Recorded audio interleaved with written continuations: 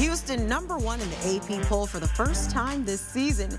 You know where else they can find their name by a #1? Yeah, Jerry Palm's bracket. And they're showing why early, taking on Cincinnati, early first half. Jamal Shead passes it over to LJ Cryer for 3, and it's good. Cougars up 8. Just over a minute later, Shead brings it up, bounces it back to Juwan Roberts. Slam time, Cougars up 12. Slammed down with authority, a 14-2 run to start the game. Closing seconds of the half, Shead brings it back up again. He's gonna kick it over to Emmanuel Sharp. 3 at the buzzer, good. Cougars up 9 at the half. Houston's 9th time holding opponents under 20 points in the first half this season. Cincinnati with their lowest scoring half this season.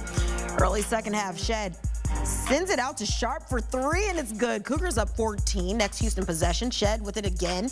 You know he's passing it. Sharp a deep 3, and it's good. Cougars up 17. Sharp amped up. I know what I do. Just under 3 minutes later, Jizzle James brings it the other way, goes up and throws down the one-handed slam. Bearcats down 11. Sometimes a big dunk can flip momentum, you know, but not this time. Ensuing possession, Shead sends it over to the corner for Cryer for 3. Bang! Houston up 14, under 5 minutes to play. Shead cuts back, passes down low from midcourt to Roberts. Fouled as he goes up and 1. Cougars up 15 after the free throw. They go on to win by 8. Shead finished with 11 assists in this one. Houston gets their 11th straight win against Cincinnati, their 21st straight home win. That's the longest active streak in D1. Their 34th win all time as an AP #1 team as they roll 67-59 over the Bearcats.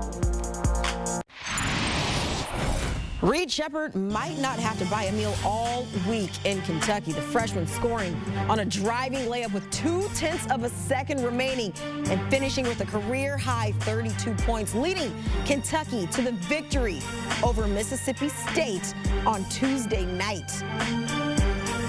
Well, not so great for Mississippi State, a bubble team coming into Tuesday night. So another day, another fresh look at Jerry Palm's bracket, who might be in and who might be out when the tournament time rolls around in less than 3 weeks.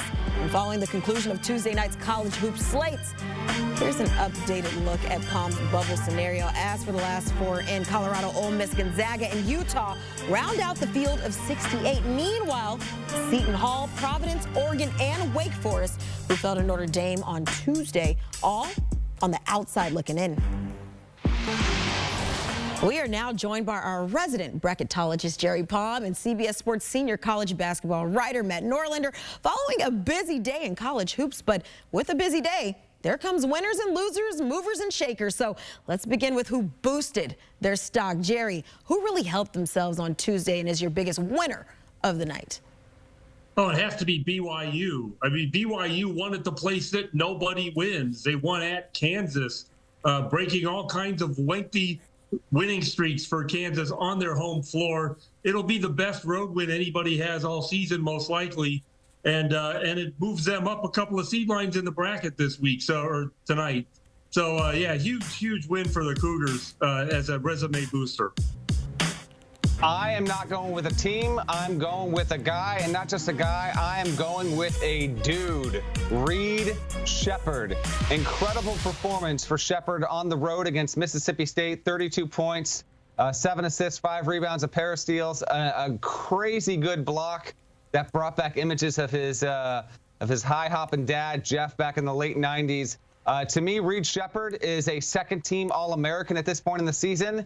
And if you think that's wild because he comes off the bench, well, I don't care, because he's the best freshman in the country. And he had the best game of his career on Tuesday night, guiding Kentucky to what I thought was an ultra-impressive come-from-behind gutty win. And in fact, Sheppard had a bad turnover down the stretch, but he made up for it with multiple really good spots there. They don't win unless he's in uniform there. Big one for him. Reed Sheppard, my big winner in the sport on Tuesday night. Yeah, it's not just teams. You said he wasn't just that dude. He became that guy with his performance. All right, fellas. Obviously, if there are winners in this game, there has to be losers. So who should be concerned following Tuesday's slate, Jerry? Oh, it's got to be Wake Forest. I mean, Wake Forest is a team that is desperate for really any kind of win away from home. They've only got 3 The best of those is at Boston College. That's not a tournament team or even close to one. And if they can't get one, I don't know how Wake Forest makes the NCAA tournament. They still have a road game at Virginia Tech. Again, not a tournament team, probably not anyway. And that would probably be still their best road win of the season. But I think for Wake Forest, they need to win the rest of these games, and that includes Clemson at home, and then see if they can beat someone in the conference tournament that could impress the committee, because if this team is a home court hero on Selection Sunday and nothing else, they're probably not going to make the NCAA tournament. Yeah, the Norlander jinx strikes again. I featured Wake Forest and Steve Forbes in his story on Tuesday at CBSSports.com. I do encourage you to go read that story because I appreciate Forbes being so forthcoming. However, this is the latest in a long line of me doing a feature story on a team and then promptly going and losing, so I'll take the L on that one. My loser, though, is Kansas, the other side of the result that Palm had as his winner. And it's not just the loss at home, which is obviously abnormal. Kansas almost never loses a home game and barely ever loses at home in conference play. But it's more about what Bill Self said afterward. He reiterated to reporters that he doesn't know if they'll get Kevin McCullough Jr. back this season, period. He is dealing with a bone bruise in his knee, and he is Kansas's best and most reliable defensive player. And without him, Kansas does not have, in my opinion, even Final Four aspirations, let alone national championship aspirations. So it was a great win for BYU, but to me, that result was actually more about Kansas not getting it done. And now you've got some real long-term concern over whether McCullough will ever suit up in a Kansas uniform again. Yeah, a big miss right there for the Jayhawks. All right, well, there were a few of Jerry's bubble teams in action on Tuesday night, with all but Texas not being able to find success. Mississippi State losing in that buzzer beater to Kentucky. Pittsburgh dropping to Clemson by 7. Jerry just discussed Wake Forest being one of the biggest losers of Tuesday night following their loss to Notre Dame. And Texas helping themselves with a big win over Texas Tech. So just a handful of regular season games left for these teams before hitting their conference tournaments, but perhaps some of these bubble teams have a chance to maybe save their season over the next couple of weeks. Jerry, of your teams you currently have on the bubble, who has the best chance to make it into the tournament? Well, the ones that played tonight, it's Mississippi State, because they were in the best position to begin with. Obviously, a home loss, even to a team like Kentucky, hurts you, and they have a challenging schedule still ahead. But it's one I believe that they can navigate successfully enough to find themselves in the NCAA tournament in the end. They can't afford a slump. I don't care really what your position is. If you're in the bottom half of the bracket, you can't afford a slump this late in the season. But I have confidence that Mississippi State can do enough to play their way into the NCAA tournament. Yeah, I thought Texas's win on the road against Texas Tech was pretty significant here, because the only road game left is against Baylor.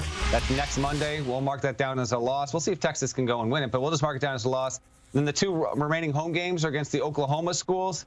If Texas can take care of business there, it's going to at least be well positioned. Texas is like a lot of Big 12 teams, and expect this to be a talking point, folks, as we head into March here. We'll try and keep it as fact-based and responsible as possible here on HQ. Texas did not have a notable non-conference schedule, but it has done enough damage in the Big 12 to overcome that to this point. You see Palm's projection here heading into the night. I thought this was a necessary game, and credit to Rodney Terry's team. The result was not even as close as the 81-69 final would indicate. Texas won that game in practical purposes by 18 to 20 points. There was a lot of weirdness that went on. Texas Tech fans were throwing stuff onto the court. Grant McCaslin, the TTU coach, had to ask them to stop. A weird one, but I thought that was borderline mandatory for Texas to have reasonable optimism heading into March for its NCAA tournament hopes. Pleased with what we've seen so far out of Texas and looking at their stretch down the way. Meanwhile, Jerry said Mississippi State, it's a challenging schedule, but they can find their way into the tournament. But it's going to take some of these wins, and potentially, as we're looking at conference tournament action as well, to get some of these teams that are on the bubble inside of the big dance. Fellas, I appreciate the insight as always. Thank you so much. And if that isn't enough, well, make sure you tune in to Gary Parrish and Matt Norlander, bringing the sport to your ears 3 times per week on the Eye on College Basketball podcast. Commentary, reporting, insider information, and analysis throughout the year, but especially as we inch closer to the madness that comes in March. Make sure you download and subscribe wherever you get your podcasts.